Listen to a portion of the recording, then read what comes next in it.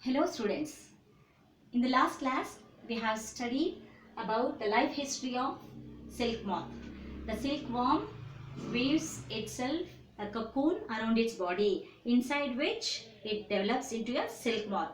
Now let me explain about the processing of silk, how the silk is processed. As I said, the silkworms feed on the mulberry leaves and the cocoons are formed.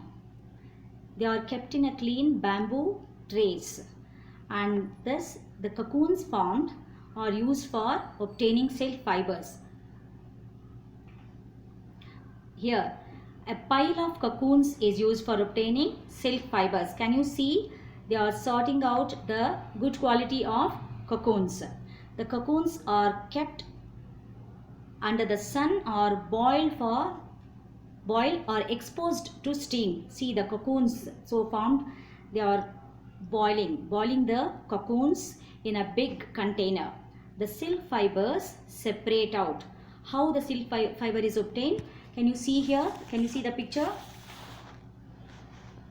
Yes, they are taking out the silk fiber, thin fiber from the cocoons after boiling.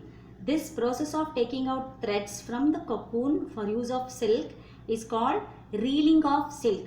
See, after this process, they take out the fiber from the cocoons, boiled cocoons.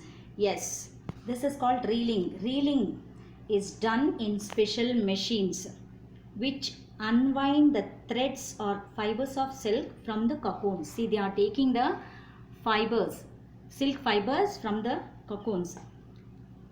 Yes, this is also another machine which unwind the threads of fiber of silk from the cocoon.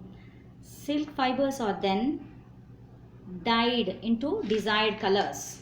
They are dyed into desired colors and then spun into silk threads. They are spun into silk colorful threads which are woven into silk cloth by weavers. Now you can see the different textures of silk.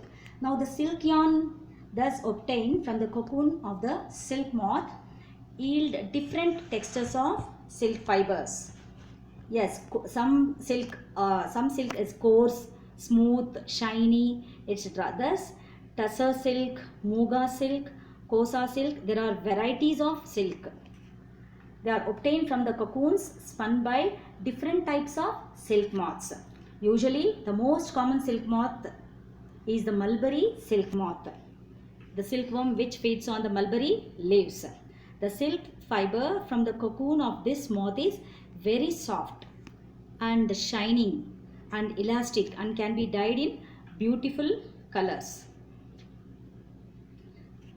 Now, sericulture or culture of silkworms is a very old occupation in India. India produces plenty of silk on a commercial scale. Yes, so far we have learnt about animal fibers, wool and silk. See, wool we get from the hair of sheep, camel, goats and yaks, and the processing of wool. And now we studied about the silk fibers, the life history of silk moth, rearing silkworms and processing of silk. Now, one more information. In India, women are significantly involved in various kinds of industries related to silk industry, silk production, and China leads the world's highest production in silk, and India also ranks among the leading producer of silk. That's all about this lesson, fiber to fabric. Let us end up the class here. Thank you.